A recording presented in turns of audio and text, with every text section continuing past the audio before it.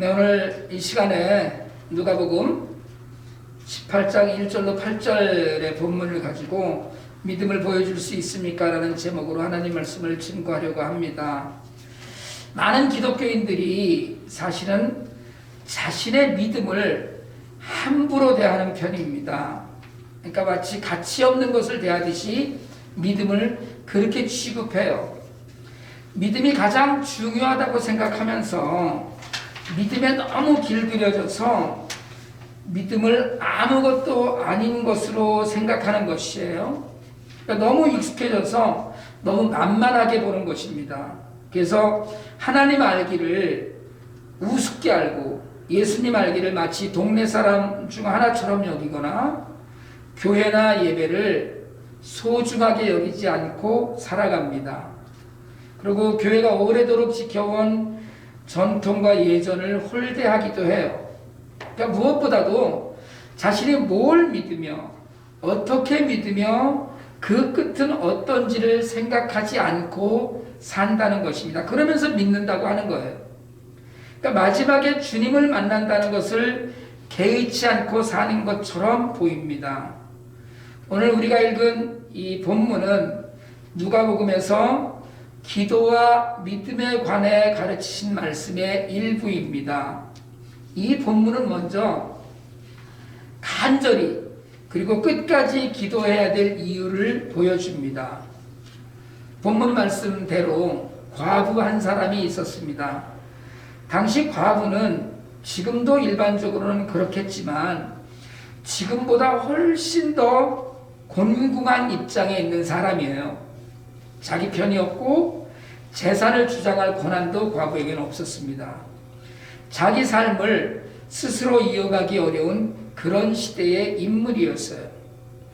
그런 과부가 자신을 적대적으로 대하는 어떤 사람으로부터 억울한 일을 당하고 소송을 걸었어요.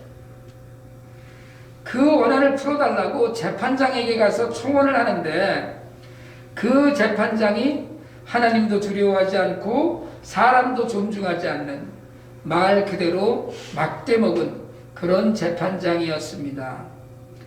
과부는 그 재판장에게 가서 자기 권리를 찾아달라고 매일 졸랐어요. 재판장이 들은 척도 하지 않았거든요. 돈도 생기지 않는 일에 사람 불러다가 일로 와봐라 뭐 이렇게 하고 이 과부의 권리를 돌려주어라 이렇게 재판할 일도 아니라고 여겼던 거예요. 근데 이 과부가 매일 때로는 하루에도 몇 차례씩 찾아오는 거예요. 재판장이 하루는 여인이 왔다 가고 나서 생각을 해요. 내가 뭐 이제까지 하나님도 두려워하지 않고 정말 그렇게 살아왔고 뭐 사람들 웬만하면 내가 다 무시하고 살아왔지만 아이고 이 과부는 저 청원을 들어주지 않으면 평생 못 견디게 굴 것 같다. 그냥 들어주어야 되겠다고 했습니다. 주님은 이 불의한 재판관의 이야기에 설명을 더하셔요. 이 불의한 재판관이 하는 말을 귀담아 들어라. 그렇게 얘기하셔요. 이런 재판관도, 그러니까 뭐 성가셔서 자기 유익이 아니면 움직이지 않으려고 하는 이런 재판관도 자꾸 가서 성가실 정도로 찾아와서 사정을 하니까 들어주는 것을 보면서 하나님을 생각해 보라는 거예요.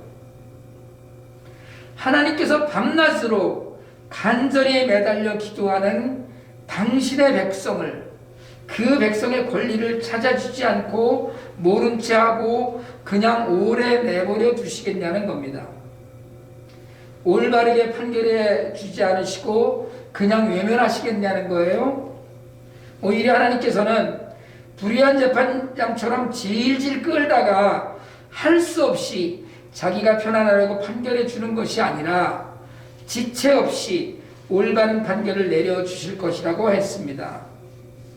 오늘 이 말씀의 시작을 1절에서 누가는 이렇게 기록하고 있습니다. 예수께서 제자들에게 늘 기도하고 낙심하지 말아야 한다는 뜻으로 비유를 하나 말씀하셨다고 시작해요. 늘 기도한다고 했습니다. 낙심해서 중단하고 포기하지 말고 기도를 멈추지 말라는 것이에요. 용기를 갖고 계속 기도하라고 이 비유를 예수님이 말씀하신 것입니다. 전에도 제가 여러 차례 말씀을 드린 적이 있지만 기도는 여러분 응답될 때까지 하는 겁니다.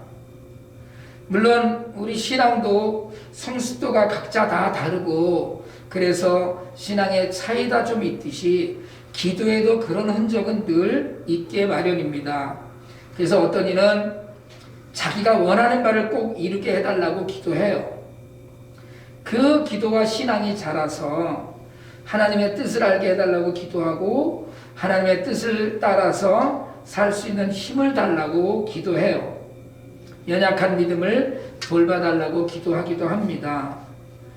이 비유의 과부처럼 원한을 갚아달라고 기도할 수도 있습니다.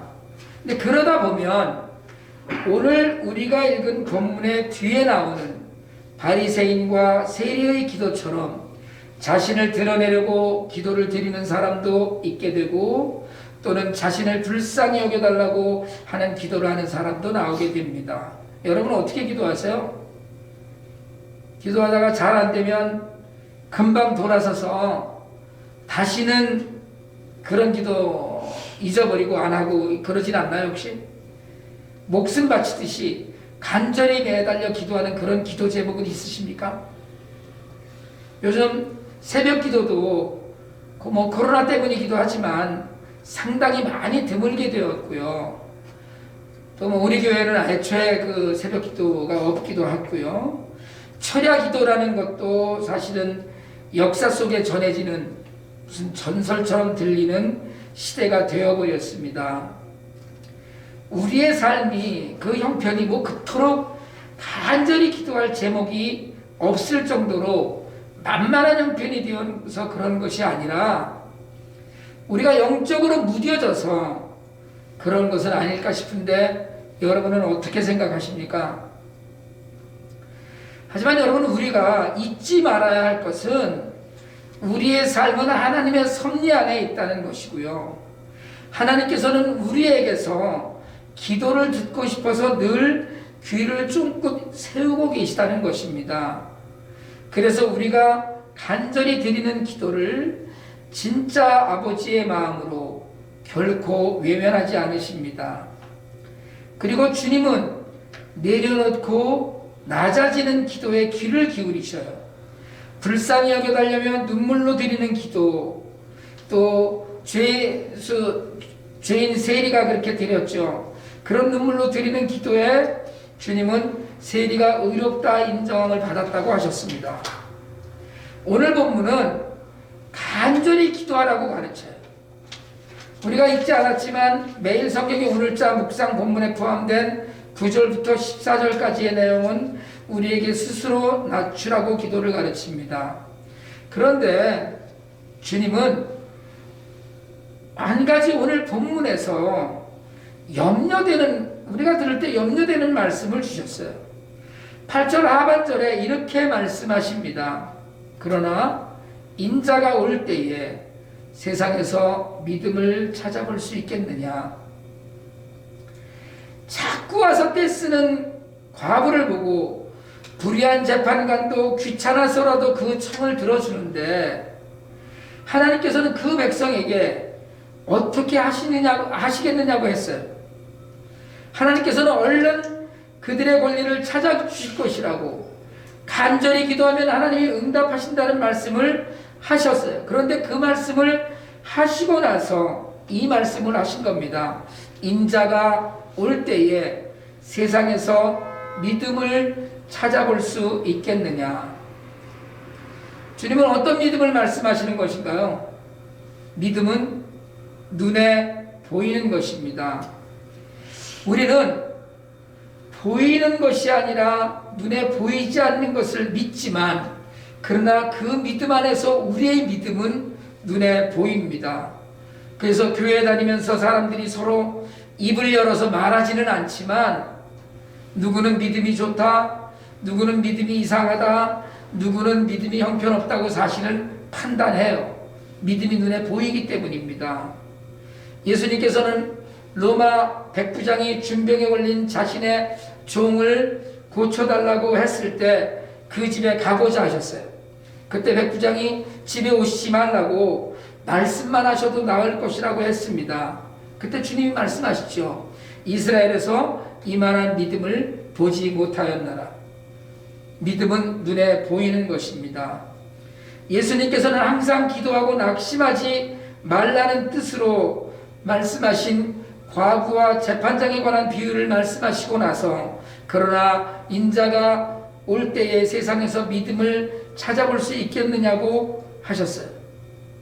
주님이 오늘 오시면 세상에서 믿음을 볼 수 있겠느냐고 하신 것은 간단히 말씀드리면 이렇게 간절히 매달려 기도하는 사람, 믿음으로 하나님만 바라보는 사람을 만나볼 수 있겠느냐는 말씀입니다. 말씀드렸듯이 간절한 기도 모임이나 철야 기도회나 새벽 기도나 하는 것이 희미해지고 있는 요즘입니다. 주님은 기도하는 믿음의 사람을 찾으시는데 그런 사람을 볼 수 있겠느냐고 말씀하셔요. 여러분, 우리가 그런 사람일까요? 우리가 그런 믿음을 보여드리는 사람입니까? 우리의 믿음은 하나님을 믿는 것입니다. 예수님을 구주로 인정하는 것이고 십자가 사건과 부활을 믿는 거예요. 근데 거기까지입니까? 그 믿음은 간절히 기도하는 믿음의 삶을 우리에게 요구합니다. 겸손하게 낮아지는 삶을 믿음은 우리에게 요구해요. 안다는 것이 아는 것에서 끝나지 않고 사는 것으로 이어져야 하듯이 우리 안에 있는 믿음이 삶으로 보여져야 됩니다. 예수 믿는 사람은 예수님처럼 예수님 닮는 삶을 살아야 한다고 해요. 그런데 예수님께서는 어린아이를 가리키며 어린아이와 같아야 한다고 하셨습니다. 어린아이는 모든 것을 부모에게 맡기고 부모에게 의존하고 부모에게 의지하는 사람이에요. 우리는 하나님께 다 맡기고 살고 있습니까? 믿음은 기다림입니다. 과부는 재판장이 자신의 원한을 풀어줄 때까지 매일 찾아가 졸으면서 기다렸어요. 우리는 참 조급하게 삽니다. 그래서 하나님께 자신이 기도해놓고도 얼른 돌아서서 그 기도를 잊어버리기까지 합니다. 믿음으로 사랑을 나눌 때 들것에 신령한 중풍병자가 친구가 병이 났고 정말 그 구원을 드리듯이 우리의 믿음은 또한 사랑입니다. 사랑은 상대가 있고 나누고 베풀고 받아들이고 용서하는 것이에요. 우리는 그런 믿음 가운데 있는지, 그런 믿음을 보여줄 수 있는지 주님은 묻고 계십니다. 우리의 믿음은 보여드릴 수 있지만 애초에 믿음 자체는 추상적이에요. 그 믿음이 우리 안에 들어와서 구상이 되고 형체가 되고 모습을 보이는 것입니다. 바울은 고린도 교회에 쓴 두 번째 편지에서 이렇게 말합니다. 고린도후서 4장 18절입니다. 우리는 보이는 것을 바라보는 것이 아니라 보이지 않는 것을 바라봅니다. 보이는 것은 잠깐이지만 보이지 않는 것은 영원하기 때문입니다. 여러분, 바울은 당대의 석학이었습니다. 예수를 믿지 않고 살았다면 그는 편안하고 부유하고 남부러울 것이 없는 삶을 살았을 것입니다. 종교적, 정치적, 경제적, 사회적으로 바울은 부족하지 않을 삶을 살았을 것임이 틀림없어요. 그러나 바울은 눈에 보이는 부와 명예와 권세와 자기 유익을 따라가지 않고 그에게 있는 믿음은 그를 보이지 않는 영원한 하늘나라로 인도했습니다. 만약에 바울이 유대인으로서 자기의 유익을 구하며 정치, 경제, 사회, 종교적으로 평안한 삶을 누리고 살았다면 그는 당시 수많은 지식인 종교인들이 그러했듯이 그 당시에 잘 살고 영원히 잊혀진 존재가 되고 말았을 것입니다. 하지만 그는 눈에 보이지 않는 것을 좇는 믿음으로 비록 고난으로 가득한 삶을 이 땅에서 살았지만 기독교의 틀을 닫고 세계 역사에 이름을 남겼어요. 여러분, 요즘 주변을 보십시오. 요즘 뉴스를 보면 과연 우리가 믿고 있기는 하는가? 의문을 지울 수가 없어요. 수많은 교회들이, 수많은 목사들이 믿는다고 하는 모든 성도들이 자기 욕망에 거짓을 섞고 믿지 않는 사람들만도 못한 그런 삶을 살아가고 있습니다. 매일 신문과 방송에 한 건 이상씩 교회의 욕망과 거짓의 민낯이 드러나고 있어요. 어저께도 신문에 그런 기사가 났더라고요. 목사님이 자기 교회에서 성도 2사람이 코로나에 걸렸는데 교회에 와서 걸린 게 아니라고 얘기하라고, 교회에 와서 걸린 거라고 얘기해서 우리 교회가 낙인 찍히면 이 빚내서 지은 건물 지은 이 교회 어떡하느냐고 그렇게 해갖고 방역을 망치게 하고 헷갈리게 해서 3천만 원의 벌금을 맞았다는 뉴스가 났어요. 그러나 인자가 올 때에 세상에서 믿음을 찾아볼 수 있겠느냐는 말씀이 딱 지금을 두고 하신 말씀임을 가슴 아프게 깨닫게 되는 요즘입니다. 내 유익을 위해서라면, 더 크고 더 많은 것을 추구하는 세상을 따라가려면 여러분 정말 주님 앞에 보여드릴 믿음은 우리에게 지금 남아있는가? 여러분 오늘 주님이 오시면 주님은 우리에게서 주님이 말씀하신 믿음을 보실 수 있으실까요? 우리는 어떤 믿음을 보여드릴 수 있을까요? 이 시간 간절히 바라기는 하나님께 모든 것을 맡기고 간구하는 믿음이 먼저 우리 안에 있기 원합니다.